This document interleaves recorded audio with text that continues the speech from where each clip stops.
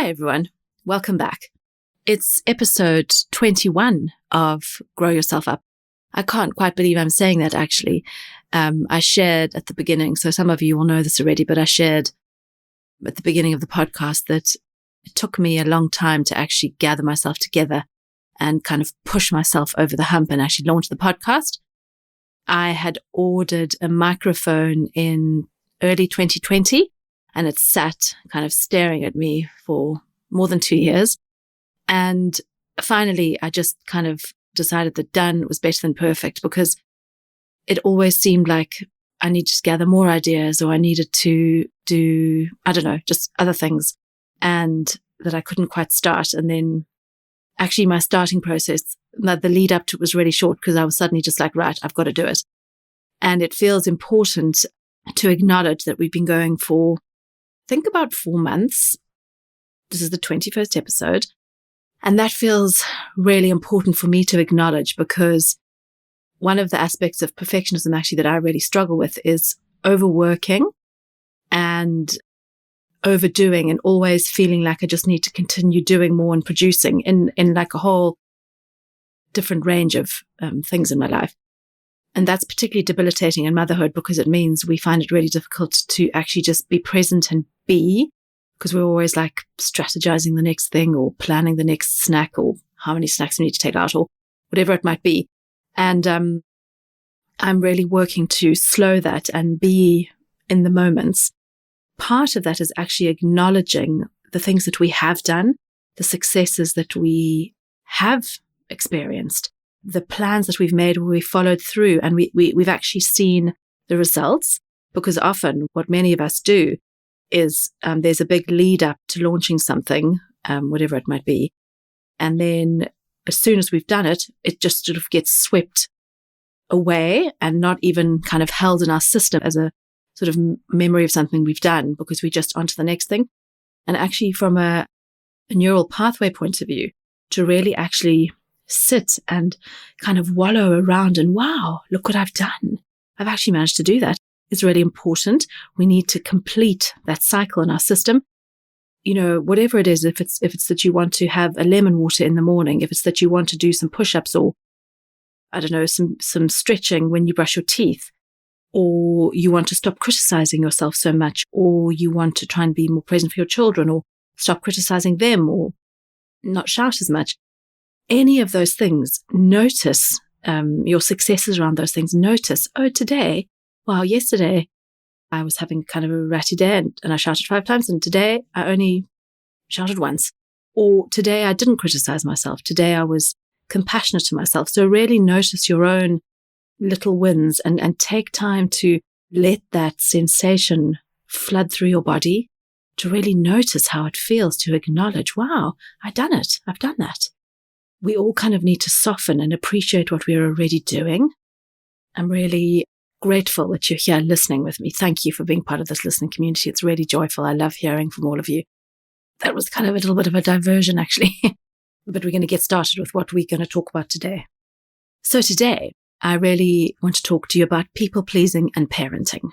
It's a very complex mixture of stuff that goes on in parenting when we're a people-pleaser.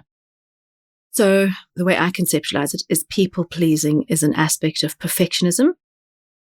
It kept us safe in our earliest relationships. So what do I mean when I say it kept us safe in our earliest relationships? Ideally, when we're growing up, our parents honor and love and accept all parts of us. So that means the parts that have a massive meltdown, the parts that throw our food, when we are fighting with our siblings, when we are sort of disobeying them. When we're a young child, we need our parents to model that all of us is acceptable, and then to help us with our behavior. So, for example, when we are having a meltdown about something, ideally our parents will be with us in that meltdown to comfort us if we're devastated because something's broken, or because we wanted to build something and our sister was playing with those toys. Whatever the meltdown's about, we want to be demonstrating, oh, you're having a really tricky time. You are struggling with something that's going on. I'm here for you. Sometimes that's words and physical presence and touch. Sometimes our children just don't need more words. They just need some time to kind of chill out in the corner on the sofa, and then they'll come to us for a cuddle. But what often happens, particularly in more kind of power over parenting practices, is that you might get hit, you might get sent to your room, you might get some sort of punishment or some sort of threat because you're having a meltdown. And obviously, a small child is not in control of their emotions. They haven't learned to regulate themselves, and their frontal cortex is not well developed enough anyway to be able to have mastery over the emotional part of their brain. And so we help them with that. And by remaining in relationship with them during that behavior. So when I say in relationship, I mean being present with them, maybe talking, at least being in the same room. The child over time learns, I'm acceptable and I am lovable even when I'm having these meltdowns. But many of us were told, if you cry, go to your room. If you do that, go to your room. If you do that, I'm going to smack you. And maybe we did get a smack. I certainly got smacked. So did my siblings.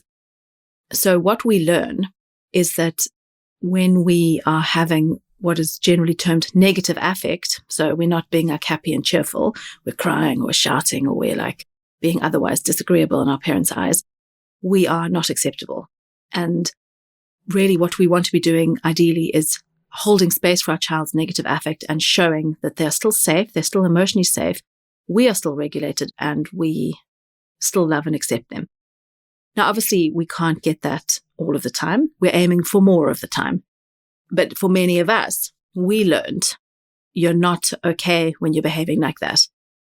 We're going to break connection with you, because being sent to your room with tons and tons of tears essentially is very difficult for a young child, because you're isolated then with all these huge feelings, and you're terrified now because the people that you love the most, your parents, have kind of banished you. And so many of us have that legacy in our system. We have that in our body as a bunch of implicit memories, which is actually often why it feels so difficult to tolerate our own children's aggression or annoyance or shouting or whatever they're doing. But how this relates to people pleasing is that when our negative affect has not been acknowledged, held, accepted in our attachment relationships, one of the outcomes is that we learn to people please. So we figure out what it is we need to do to remain on the right side of our parents, essentially, because when we're little, we do actually want to be pleasing our parents. We want them to be happy and loving us, because that's good for us in our attachment relationships. We don't want them to be, children don't set out to kind of mess with us. I know it sometimes feels like that. Well, to me, it sometimes feels like that. It feels like sometimes my children are really setting out to mess with me. They're not. I can tell you they don't have the brain capacity to kind of craft that. And they want to be kind of held in high regard by us and feel our love. And the threat of disconnection is so painful that once they've had enough messaging around you're not okay when you're behaving like this, we learn to people please. It's an adaptation to keep us safe, because we need to stay in relationship with our caregivers. We want to stay in relationship to caregivers, and also we need them to survive. Because when you're a little 5-year-old or a 4-year-old or a 6-year-old or a 7-year-old, you can't exactly go out on your own into the world and live. And so it's a biological imperative that we need to keep our attachment figures on side so that we can survive. So I hope that makes sense. Now, a lot of you I know will be listening and reflecting on your own childhood and little you and all the things that you went through, while at the same time thinking about how you are as a parent and thinking, oh God, have I created people pleasers? I think that here I really want you to be gentle with yourself and to acknowledge that you're doing the best you can.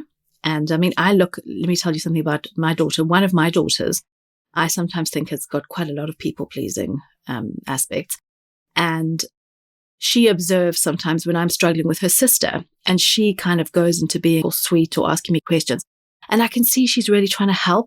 And it absolutely kills me sometimes, because I sometimes think, oh my word, have I created this people-pleasing? But what I say to myself, and what I invite you to say to yourself, is that she wants to help in the situation. And she's trying to alleviate some of the things that she can see me going through. And she may have aspects of people pleasing, but I have to really be compassionate to myself as her mother and understand that, I go back to what I talked about in some earlier episodes about how we can't break all the cycles. So it is likely, because I've been such a people pleaser, that my kids will have some of those elements, certainly one of them. And the way I try and counteract that is to actively say to her, sweetie, this is, I can cope. Mummy's managing. This is mummy's job. This is not something you need to worry about. It's not something you need to sort out. I can manage what's going on here. And I really try and give her verbal reassurance. And also all the work that I've done on calming my system makes a huge difference, because then our nervous system's being communication. She can feel I'm much calmer. So this has massively improved for me over time as I've done more and more work. But it's really like a messy area. So please don't berate yourself is my main message here. But it is nuanced, and we can't, the unintentional consequences that we might bring upon our children because of our own nervous system state, they're unintentional. But there may be some real consequences, and that needs soothing in us. I'm going to do a lot more about this because I think this is really a big topic. But for the moment, please be gentle with yourself and know that the other option, which is criticizing yourself, is not going to help. It's not going to help you lessen those patterns. Really, truly, that is a massive truth, because when we go into more criticism from a nervous system point of view, we're in a much more activated place, which kind of we get more and more worked up then. And also, if we criticize ourselves a lot, then we might even go into dorsal shutdown, and that's not a useful place to parent. Okay, so we've understood a bit about the origins of people pleasing.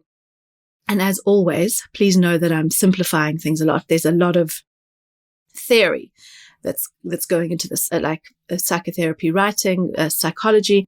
I'm kind of simplifying it and synthesizing it as well. The key thing here is to kind of realize that as people pleasers, we started out as parent pleasers. So we started out pleasing our parents because we really needed to keep them on side. And we go on to make like fabulous employees because we are so eager to please. And so you might have really done very well in your career because of this. Perhaps you also do some fawning, as the part of one of those trauma responses, until you probably get burnout. That can make you a very sort of successful employee. So I really want you to hold on to the fact that people pleasing is a trauma response. We become people pleasers because we did not get our needs met in childhood. We started off as parent pleasers. And it's a kind of a complex, it's a tricky dynamic in relationships, because often we believe it's just how we are, as if this is part of our personality. But we really need to name and identify people pleasing for what it is, because it's actually self-abandonment in relationship. It's when we constantly put other people's needs first because we're so hypervigilant and we're so tuned into what they might need. And obviously that's a projection on our part or an imagination, because we don't actually know what that other person needs. And so it can actually be quite annoying to be in relationship as a friend or a partner with a people pleaser, because we don't take ownership for what we might want, or which restaurant we want to go to, or what we would like to do. We often may appear kind of easygoing. And I personally don't believe anyone is easygoing. I think it's just that we haven't developed our preferences. We haven't allowed ourselves to become aware of them. I personally don't celebrate easygoing as a wonderful thing, because I just think we need to kind of all be like tending to ourselves. So let me give you a little bit of an example from my life when I used to be a much worse people pleaser. If I was going to like a dinner party or something, I would have to take flowers and chocolates and like a bottle of wine. I couldn't just take one thing. I couldn't just take like flowers or a nice card. I had to take a bunch of things because it felt like I needed to provide a lot of things and to make sure everyone was happy. And often this operates subconsciously. So we might not be aware of what we're doing.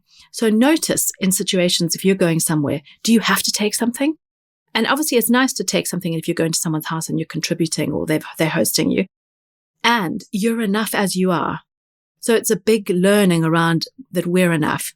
So let's just have a little look about what some of the things people pleasing leads to. So in relationships, it leads to us often feeling really resentful because we don't tend to what we want. We go along with what others may want. And then after the fact, we're like, oh, I didn't really want to do that, or I didn't like that at all. Or that wasn't a place I wanted to visit, or I can't bear that movie. So we get resentful, often then get angry. But often we don't, because we may not be comfortable with our own anger or have learned to express it in ways that are healthy, or have a conversation around it. We then maybe go into really passive aggressive behavior. So often if you people please a lot, then the other side is there's a lot of passive aggressiveness around your needs, or snarky comments about other people trying to meet their needs. There can be discontentment because you never kind of get quite what you want, because you may not even know what you want. So there's like just a general feeling of being discontent, because you don't feel emotionally nourished or connected with anything or anyone maybe. One thing that can be an indication of the fact that we're people pleasing too much or in relationship is that you may notice you don't want to see certain people anymore, and you might not be able to quite put a finger on it, but this is sometimes a pattern where we find it really difficult to spend time with people, or we consistently do things socially with them that we don't actually like. And we think it's actually about them, but often it's because we are doing things that we don't like. So, for example, if I was spending all my time on the weekends going to cricket matches, but I was unaware of that actually I really did not like going to watch cricket matches, I might just make it about the friend who I was going with and thinking, oh, they're so like bossy, they're always making me go to cricket matches, which is nothing at all. They like to go to cricket matches and they keep on inviting me. And because I'm not in touch with my needs, I keep on saying yes, instead of saying, oh, actually, I can't bear that. I want to just lie in my bed and read a book, or I want to go for a run or whatever. It basically leads to a lot of, we blame outwards. We go that they do this, they do that. I feel resentful of that. How come they're doing this? Because we're continuously focusing outwards rather than looking at, oh, what part am I playing in this? How am I actually contributing to the scenario which I don't like? In parenting, it's very interesting, because what happens if we're not kind of aware of the dynamics that might be playing out is that sometimes we replace our parents, who we were pleasing when we were children, and we put our children in their position. So we become children pleasers, and that's very disastrous in the parenting arena. Okay, so people pleasing in parenting. At a high level, I'm going to focus on a few things that it leads to. It leads to us abandoning ourselves in all sorts of ways, actually. We become resentful because we are pushed beyond what we can manage often. It sometimes results in no boundaries for our kids because we are trying to please them, and we perceive that putting a boundary down will cause them pain. And it disconnects us from our limitations. So really, in the parenting relationship, we need to strongly work on occupying the adult position. This may be very hard for you if you are like a huge perfectionist and struggle with putting down boundaries, because perfection is actually a childlike coping strategy. And it can feel very difficult when we're operating from that place to sometimes hold, okay, this is going to be difficult. I know you're going to have a big meltdown maybe, but I really need to do this. And so it sometimes feels easier to just do this pleasing of like, okay, you want to stay at the park for 5 more hours. Fine, we're going to do that. But what that means is that we abandon ourselves because we know that that's not going to work out, and it's going to be chaos when we get home, or very chaotic, or it's going to be like a disaster, or they're going to be starving. And we're going to try and have to hold the space and contain our kiddies after that. By that point, you've pushed yourself, just linking to the last point I made about disconnecting from limitations, you've pushed yourself way beyond your limitations. So then, instead of holding a boundary and your kid's getting really upset, you're probably just going to lose it big style anyway, because you're now so resentful that you've been in the park for so much longer, and you're so resentful that you didn't get to do what you wanted to do maybe, or that they've pushed you, that everything gets all tangled up, and now you feel resentful. You might be shouting about that it's their fault that you stayed at the park so long, or a whole lot of stuff. It gets very kind of entangled and unclear then when we have not put down the boundary, because it's not your kid's job to put down the boundary. It's not your kid's job to contain you. And it is not your kid's job to decide on the limitations of the days. It is your job to decide on what you can cope with, to put reasonable limits in place. It is your job to put down the boundaries. And it is your job to manage your own resentment. So, i.e., not to set up days which are completely impossible for you. Like if you've got like 2 outings or 3 outings or something, because that's a huge amount of pressure for you. But if you keep on engaging in people pleasing and put your children in the position of you needing to please them, then that is often the outcome. So for example, and my kids often do this with TV, and sometimes honestly, I do just want to sit on the sofa with them for like hours and just think, oh, whatever, like, if it all goes to hell in a handbasket later, I'll manage. But really, it's not like that, because often, like, I have a certain boundary time between like 6:30 and 7 is when we go upstairs for bath time, ideally closer to 6:30. But sometimes we stay downstairs a bit longer and we watch. They're loving this program called Sarah and Duck at the moment, which I think is quite sweet and it's very gentle. So I watch it with them. They have a lot of negotiation with me about staying downstairs for longer. Sometimes I just feel like I have no energy to hold the boundary, but then I'm like, no, it's time to go upstairs, sweeties. It's bedtime. I've explained to you, I give them lots of time to know. I'm like, we've been cuddling on the sofa. It's really nice, but now it's time to go to bed. And they do like argue a lot. They're like, no, mummy. Then they fight about who's going to turn off the TV. So then one turns off like the Virgin box and one turns off the TV. There's like tons and tons of negotiation. So sometimes it does feel like an easy option to just like let it all, let them stay downstairs for ages. But it never works. And we are the ones, especially around time, actually. This is often an issue around time or when things will happen. We as parents are the only ones who know the time. It's not their role in any way to put themselves to bed or to know when they should be going to bed. Not yet, at least. You start to learn those things as you become a teenager and as you grow older. Or, probably when you're a tween or something, 10, 11, 12, you start to learn more about how to manage your own time and your day. But I'm talking now about younger children. So it's our job not to abandon ourselves, to notice, okay, for me, I need to come downstairs. So this is me talking to myself. I need to get this bath and bed process over by, say, 8, because I want to have my own supper. Perhaps I've eaten with them earlier, but I want to have some in my own evening. So it is my responsibility to hold that boundary, to deal with the consequences of them getting upset or whatever's happening, to still continue to hold the boundary, and to be in touch with what my limitations are. So, for example, I don't want to have a huge protracted bedtime. I mean, often we still do have that, but I don't want to get them to be so overtired that then they can't actually fall asleep because I've just kind of let things run right out of control. Now, sometimes obviously that does happen, but we can't put our children in the position of making all the choices or needing to be pleased all the time. That's really not our role. Sometimes I see parents giving their children choices around like things that are way too big. So when I sometimes say to my kids, you can choose, like they can choose something for supper, or you can choose, do you want to like hop like a bunny to the bath, or do you want to like go like a snake on the ground or something?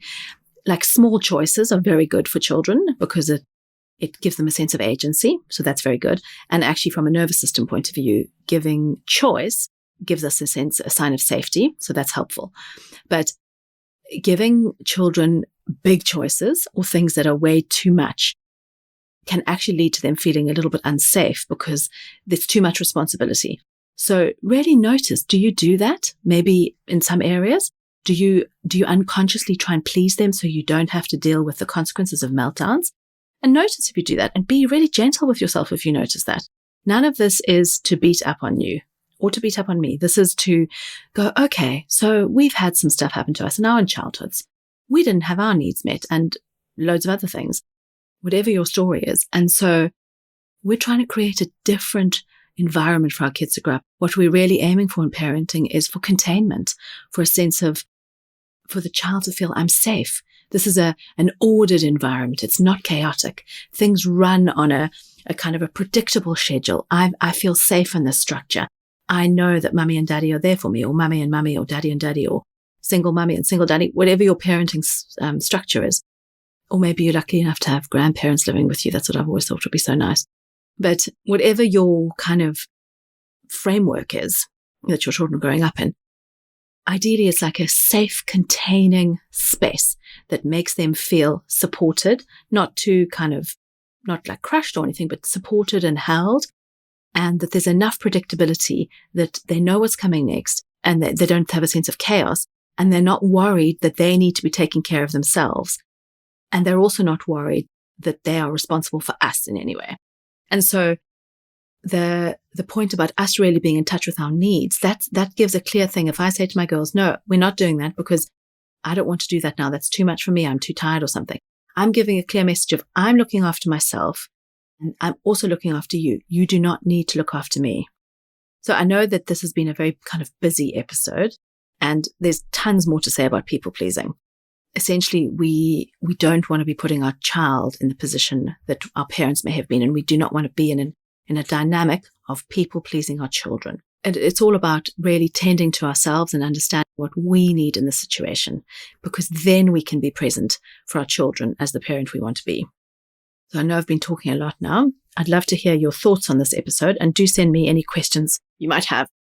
And thank you so much for being here. And remember, there's journal questions for each episode. So if you would like to get the journal prompts, please do go and sign up. You can either sign up on Instagram at psychotherapymum.com, or you can go to my website, psychotherapymum.com. And also, please leave a review or a rating. That gets more people to see it. Yes, it would be nice if, many more people who needed it got it. Okay, thanks for being here. Take really good care.